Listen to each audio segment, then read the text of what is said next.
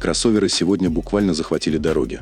Семьи по всему миру пересели на высокие паркетники, и казалось, что эпоха универсалов уже окончательно закончилась. И вот что любопытно, переход на электрифицированный транспорт внезапно вдохнул новую жизнь в этот тип кузова, дав им, по сути, второй шанс. И особенно это заметно в Китае. Там сейчас буквально новая мода на универсалы, и не скучные дачные машины, а стильные, быстрые и технологичные модели. Вспомните Zikr 001, NIO ET5T или Avatar 06T. Выглядит это уже совсем по-другому. И вот теперь на ринг выходит еще один игрок – Ace-Talent. Это новый китайский бренд электромобилей, созданный совместно GAC Group и Huawei, которые уже настолько активно заходят в автоиндустрию, что скоро мы будем обсуждать их машины так же часто, как смартфоны. Первой моделью стал электрический универсал GT7. И если говорить откровенно, если у вас мелькнула мысль, что в передней части или в силуэте есть отголоски Porsche Panamera предыдущего поколения, вам это точно не почудилось. Но при этом стоит признать, выглядит новинка весьма эффектно. Но тут ставка не только на дизайн. Само название Ace-Talent расшифровывается как AI – Start, New Land, то есть искусственный интеллект открывает новые горизонты. И бренд прямо намекает, главная фишка этих машин будет в технологиях и искусственном интеллекте. И если верить первым данным, амбиции у них очень серьезные. Заявленный запас хода до 900 километров. И это уже уровень, на который сейчас смотрят даже именитые бренды. Плюс внутри настоящий цифровой кокпит, огромное количество электроники, умные системы, премиальный комфорт и максимально технологичную атмосферу. Эта модель наглядно демонстрирует направление развития китайских технологических альянсов в автомобильной промышленности.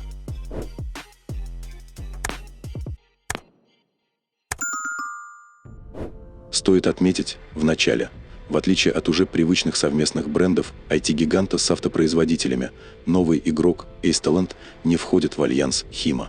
GT7 мы частично видели еще весной, но сейчас бренд наконец-то открывает карты по полной, показывают интерьер и ключевые технические решения. Модель GT7 выполнена в кузове Shooting Brake. Это такой формат, который объединяет динамичный силуэт купе и практичность универсала. В отличие от классических седанов, которые часто выглядят более консервативно, Shooting Brake делает ставку на эмоции, спортивные пропорции, вытянутый кузов и при этом реальная функциональность. Именно поэтому такие машины особенно хорошо попадают в ожидания молодой аудитории, тех, кто хочет не просто практичный автомобиль, а что-то стильное, выразительное и близкое к образу автомобиля мечты. С первого взгляда нельзя не заметить, дизайн этой модели очень близок к немецкому премиальному автомобилю. Но это не прямое копирование, скорее грамотное позиционирование и попытка выйти на уровень эталонного дизайна. Низкая посадка и широкий кузов создают ощущение спортивного напряжения, а плавные вытянутые линии и цельный алюминиевый капот формируют чистый, собранный силуэт. Полускрытые дверные ручки, черные многоспицевые диски и красные суппорты добавляют явный акцент на спорт. Сзади фонарь во всю ширину кузова, что визуально расширяет автомобиль. По аэродинамике здесь тоже серьезная работа. Около 14 оптимизаций, включая скрытые каналы и проработанные элементы кузова. Но главное – технология. Система освещения Smart Eye с проекционными фарами Huawei X-Pixel, плюс продвинутая электроника и лидар на 896 линий.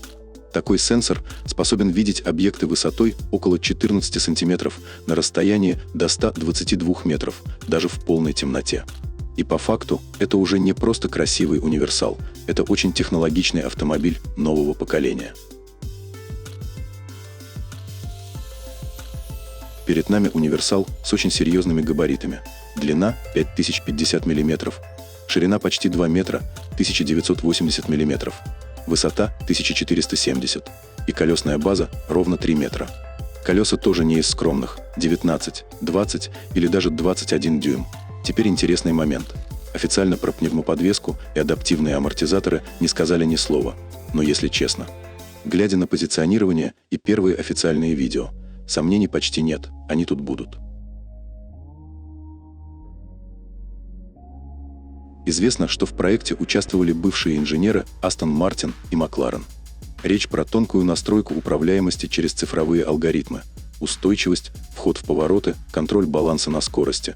Все это допиливали, как у именитых спорткаров.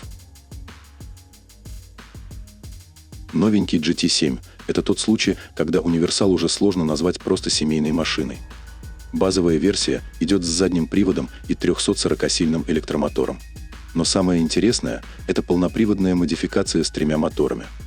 Там уже обещают совсем другой уровень динамики, хотя точную суммарную мощность пока держат в секрете. Зато разгон производитель обещает до 100 за 2,98 секунды. Что касается батарей, здесь используется современное решение от Kettle 3-го поколения. Два варианта – 86 или 103 кВт-часа. И запас хода заявлен от 675 до 900 км по китайскому циклу. Но вишенка здесь – зарядка. Тут используется 800-вольтовая архитектура с поддержкой 6C, и производитель делает довольно смелое заявление. По сути, речь идет о темпе уровня. 1 километр пробега за каждую секунду подключения к зарядке.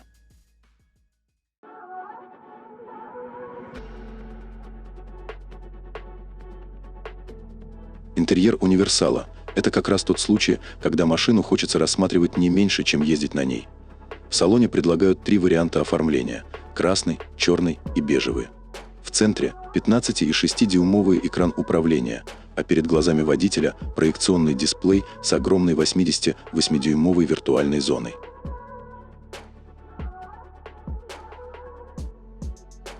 Но настоящий характер салону задает система на базе искусственного интеллекта Huawei Sound с кристаллическим рассеивателем. Он реагирует на голосовые команды и одновременно синхронизирует цветовые эффекты с выбранной темой или сценарием в салоне. Руль трехспицевый с круглыми кнопками быстрого доступа к функциям. Слева – интеллектуальное вождение, справа – режимы езды. На центральной консоли практичный набор. 2 подстаканника, физические кнопки и 2 беспроводные зарядки по 50 Вт. В основе Harmony OS с продвинутым интеллектуальным ассистентом и премиальная аудиосистема на 21 динамик. Настройка звука тут почти инженерная работа. Более 260 параметров, чтобы вы добились идеального звучания. Сиденья спереди раскладываются почти в горизонталь, имеют 16 электрорегулировок и 10-точечный массаж. Сзади регулируемые спинки и складывание одним нажатием, чтобы быстро трансформировать салон под задачи.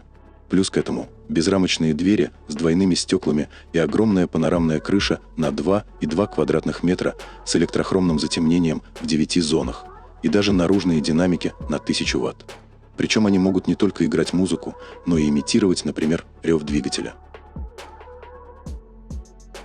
И, наконец, практичность. 647 литров багажника, до 1606 литров со сложенными сиденьями и еще 215 литров спереди. Это автомобиль, который явно пытается усидеть сразу на 3 стульях. Роскошь, технологии и динамика. И, судя по всему, делает это довольно уверенно. Заказы откроют уже в июне, а первые машины начнут приезжать к клиентам в июле. Ценник, что интересно, пока держат в секрете, даже ориентировочного диапазона нет. При этом Estelland явно не собирается останавливаться на одной модели. В ближайшие 3 года компания готовит целую линейку новинок, а уже к концу 2026 года нас ждет сразу двойная премьера – среднеразмерный и крупный кроссоверы.